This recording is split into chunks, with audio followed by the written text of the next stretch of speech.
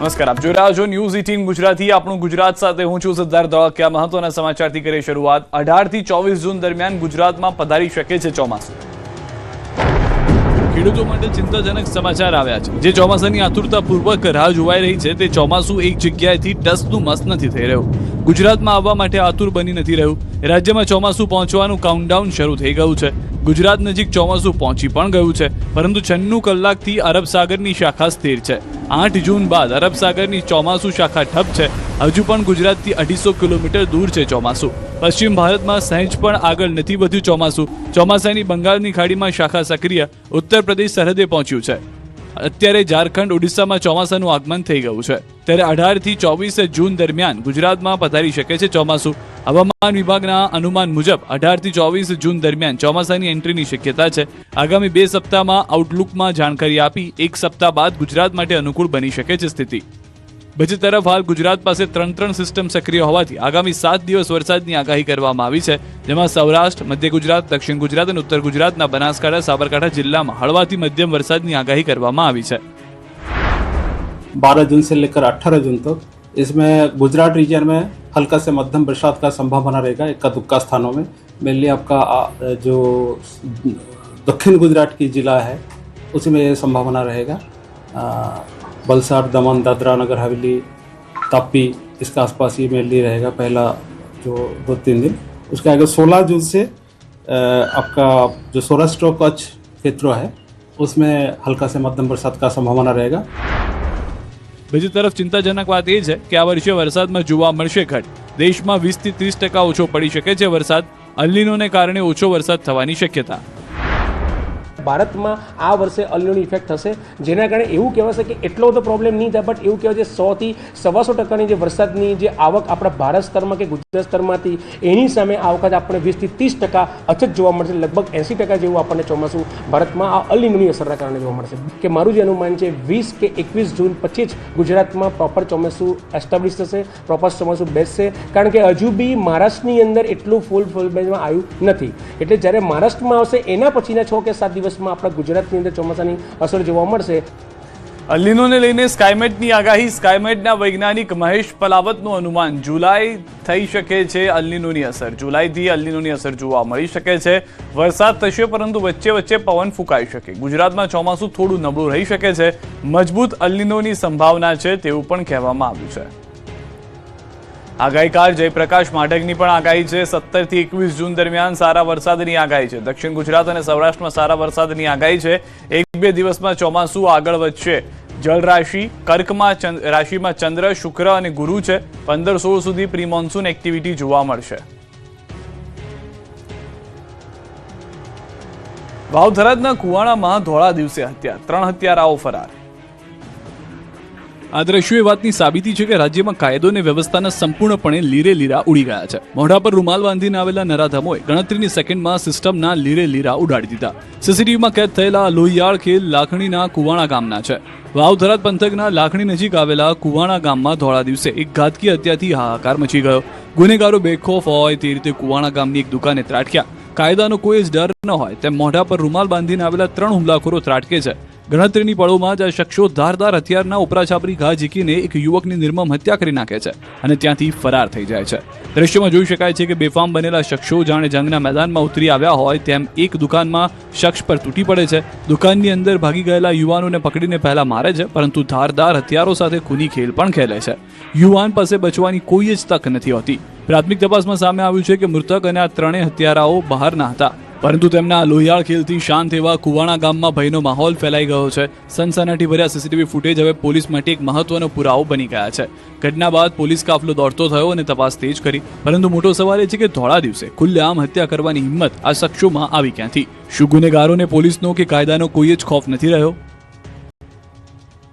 વલસાડમાં પૂરપાટ જતી કાર કેનાલમાં ખાબકી તો રાજકોટમાં કાર એટીએમમાં ઘૂસી. વલસાડમાં ફરી એકવાર રફતારનો કહેર જોવા મળ્યો છે. ઉમરગામ તાલુકાના ભીલાડ નજીક કેનાલમાં ઇકો વાન ખાબકી હતી. ભીલાડ રોડ પર કેનાલના કિનારે પૂર ઝડપે એક ઇકો કાર વાન પસાર થઈ રહી હતી.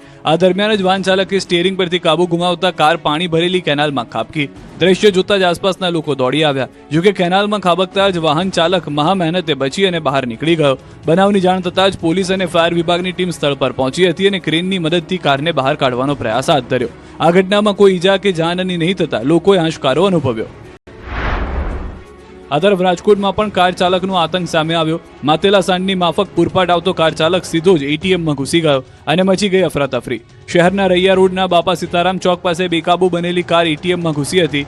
અકસ્માતને પગલે આસપાસના લોકોમાં ભારે અફરાતફરી મચી ગઈ હતી અને ઘટના સ્થળે લોકોના મોટા ટોળે એકઠા થઈ ગયા હતા.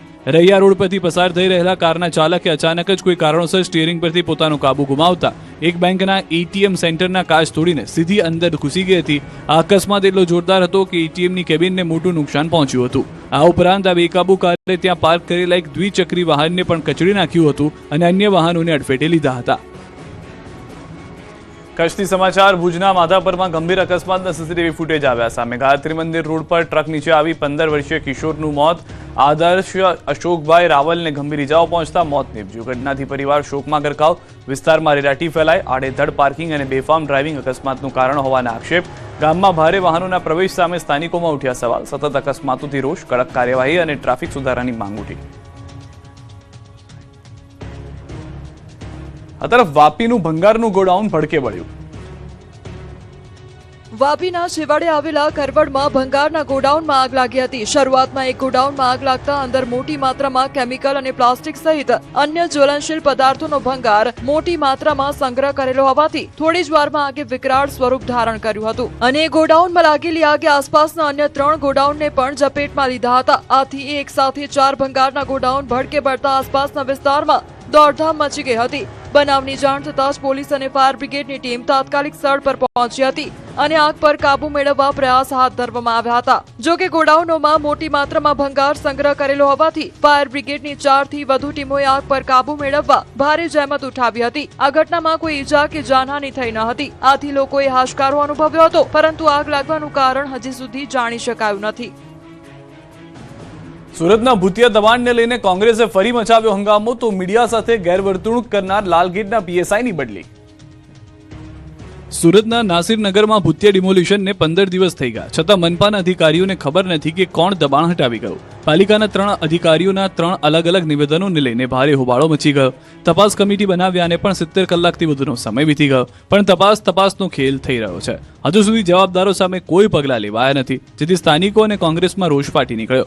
નાસિરનગર ખાતે કોંગ્રેસે વિરોધ પ્રદર્શન કર્યું. મોટી સંખ્યામાં લોકોએ જોડાઈને હલ્લાબોલ કર્યો. કોઈ અનિચ્છનીય બનાવ ન બને તેને લઈને ચુસ્ત પોલીસ બંદોબસ્ત ગોઠવી દેવાયો.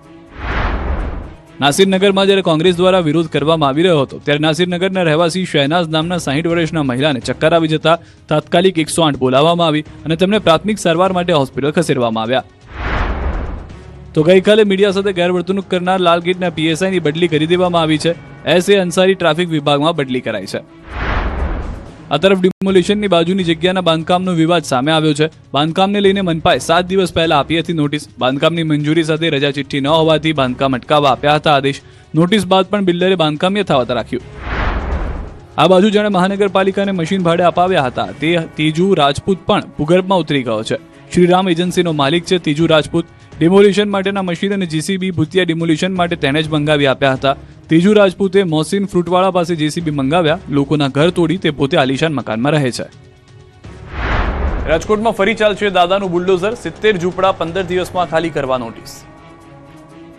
રાજકોટમાં ફરી એકવાર દાદાનું બુલડોઝર ફરી શકે છે. રાજકોટ મહાનગરપાલિકાએ અમીન માર્ગ પર આવેલા હિંગળાજનગરના રહીશોને નોટિસ ફટકારી છે અને 70 જેટલા પરિવારોને 15 દિવસમાં ઝૂંપડા ખાલી કરી દેવા સૂચના આપી છે.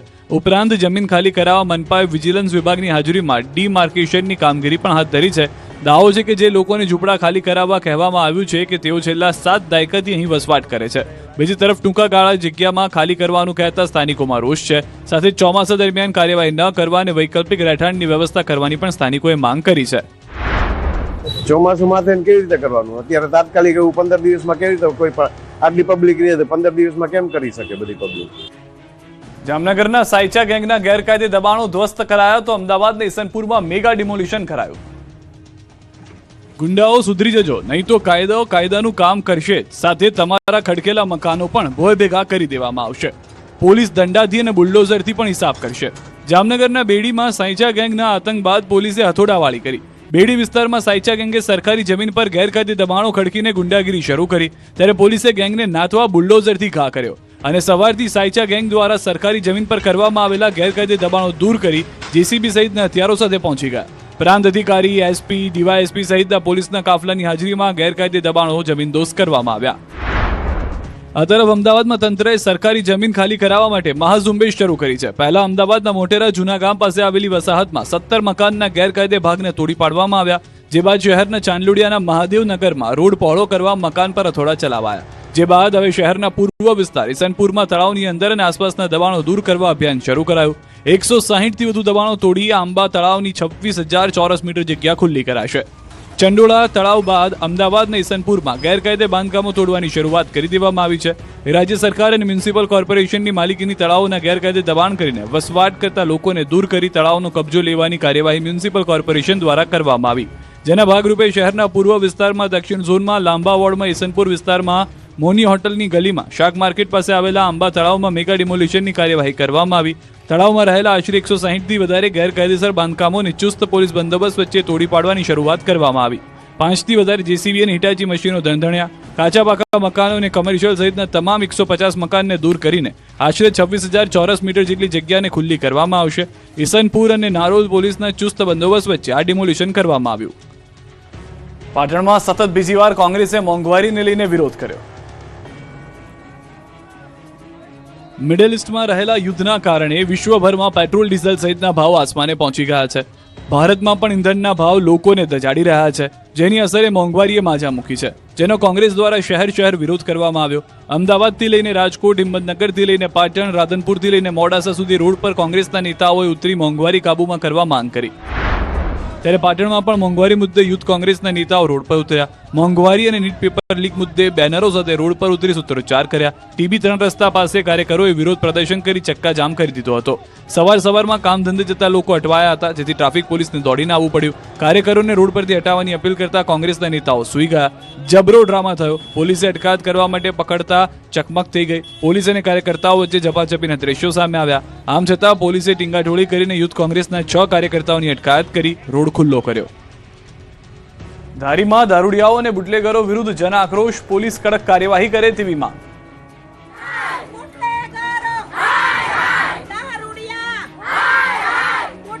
અમરેલીના ધારી વિસ્તારમાં દારૂના દૂષણ અને અસામાજિક તત્વોના ત્રાસ સામે જન આક્રોશ ભભૂકી ઉઠ્યો. ધારાસભ્ય જેવી કાકડિયાની આગેવાનીમાં વિવિધ આગેવાનો અને સ્થાનિકો દ્વારા મામલતદાર કચેરીમાં આવેદનપત્ર આપવામાં આવ્યું, જેમાં પૂર્વ ધારાસભ્ય મનસુખ ભુવા અને નલિન કોટડિયા પણ ઉપસ્થિત રહ્યા.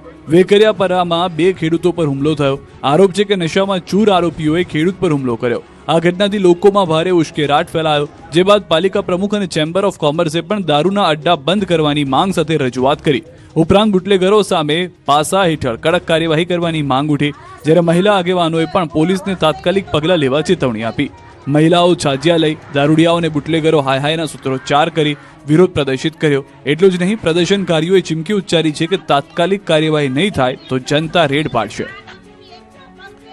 પાલનપુરમાં રિક્ષા ચાલકોનો રોષ. સિટી બસના સ્ટેશન નક્કી ન હોવાથી રોજગારી પર પડતી હતી અસરને લઈને દાવો.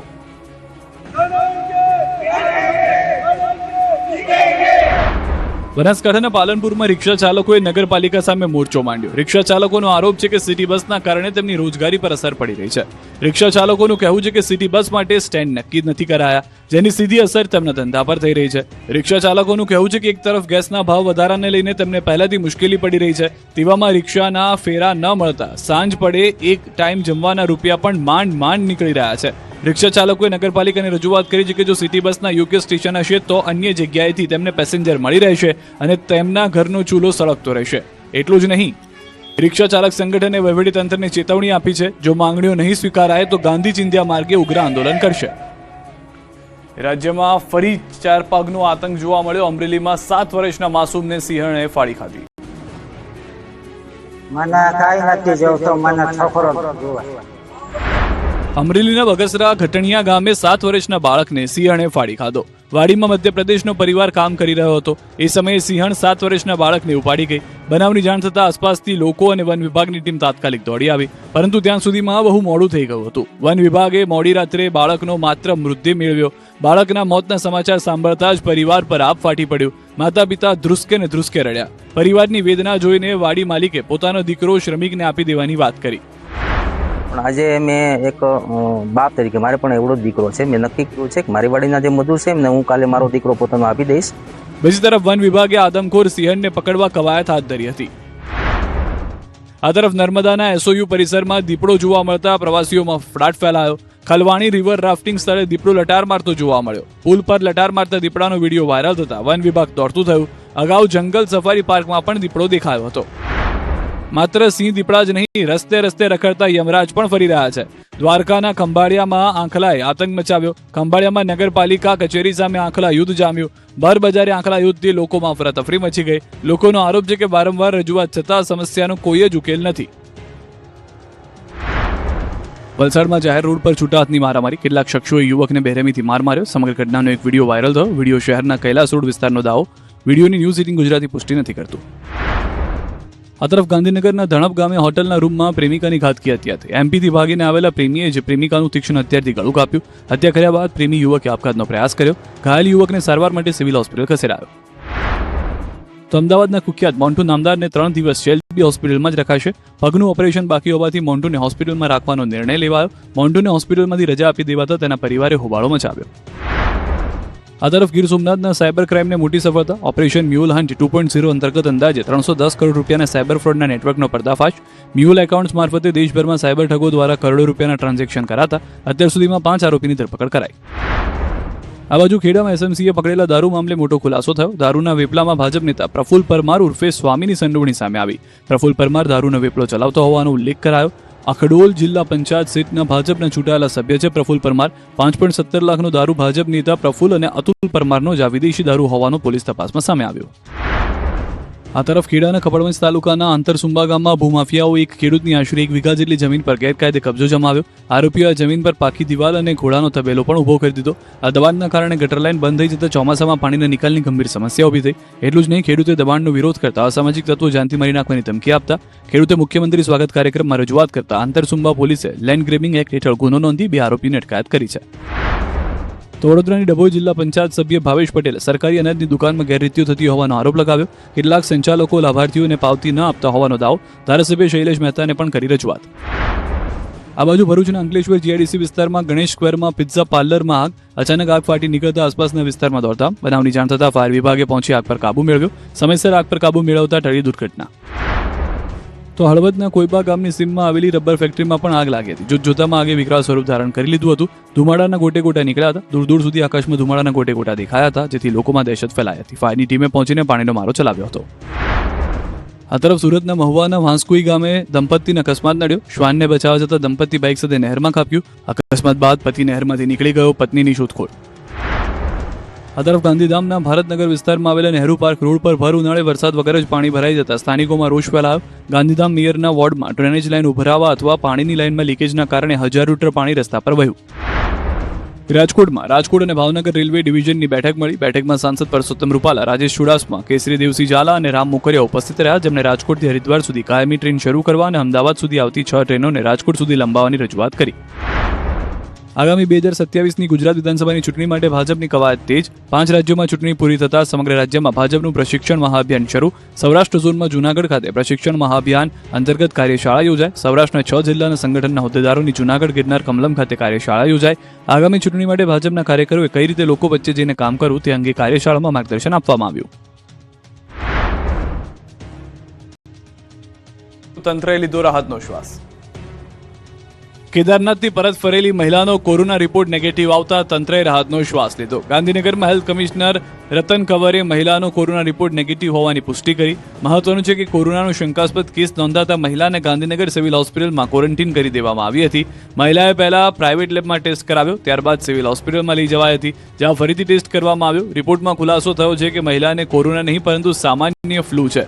દર્દીની તબિયત હાલ એકદમ સ્વસ્થ છે. આરોગ્ય કમિશનરે લોકોને અપીલ કરી છે કે સામાન્ય જનતાને પેનિક થવાની જરૂર નથી.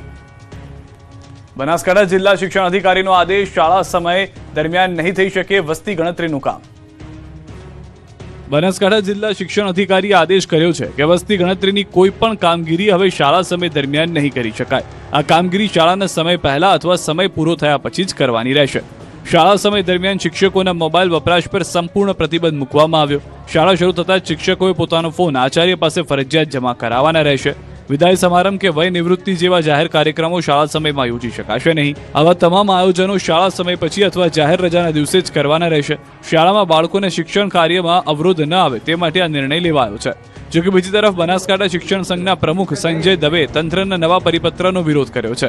સંઘની રજૂઆત છે કે વસ્તી ગણતરીના સમયને પણ ફરજનો સમય ગણવામાં આવે અને જિલ્લા પ્રાથમિક શિક્ષણ અધિકારીની આ પત્રને સત્વરે રદ કરવામાં આવે. આ મુદ્દે શિક્ષણ સંઘના હોદ્દેદારો ટૂંક સમયમાં કલેક્ટર અને વહીવટીતંત્રને મળીને રજૂઆત કરશે. શાળામાં મોબાઈલ વપરાશ પરના પ્રતિબંધ સામે પણ સંઘે સવાલ ઉઠાવ્યા છે. શિક્ષણ સંઘના મતે એક તરફ મોબાઈલ ન વાપરવાની સૂચના અને બીજી તરફ મોબાઈલથી કામની અપેક્ષા યોગ્ય નથી. બાળકોની ઓનલાઈન હાજરી સહિતની તમામ કામગીરી હાલ મોબાઈલ દ્વારા જ થાય છે. તંત્રએ શિક્ષક મંડળના હોદ્દેદારો સાથે ચર્ચા કર્યા બાદ જ યોગ્ય નિર્ણય લેવો જોઈએ. અંકલેશ્વરમાં લોકો ગટરના પાણીથી પરેશાન, રોગચાળાના ભરડાની ભીતિ. અંકલેશ્વરમાં ગટરના પાણીથી લોકો ત્રાહિમામ પોકારી ઉઠ્યા. પાલિકાના વોર્ડ નંબર 2 માં ગટરનું પ્રદૂષિત પાણી મુખ્ય માર્ગ પર ફરી વળ્યું, જે બાદ કલાકો સુધી પાણીનો કોઈ નિકાલ ન થતા લોકોમાં ભારે રોષ ફેલાયો. શહેરના ઉન્નતિનગર વિસ્તારમાં છેલ્લા કેટલાક દિવસોથી ગટરનું દુર્ગંધ મારતું પાણી રસ્તા પર ઉભરાઈ રહ્યું હોવાનો દાવો છે, જેથી લોકો ગંદકી વચ્ચે અવરજવર કરવા મજબૂર બન્યા છે. સ્થાનિકોના જણાવ્યા મુજબ 1 વર્ષ અગાઉ જ વિસ્તારમાં નવી ડ્રેનેજ લાઇન નાખવામાં આવી હતી, છતાં લાઇન ચોકઅપ થઈ જાય છે અને ગટરનું પાણી રસ્તા પર ફરી વળે છે. બીજી તરફ ગંદકીના કારણે લોકોને રોગચાળાનો ભય સતાવી રહ્યો છે.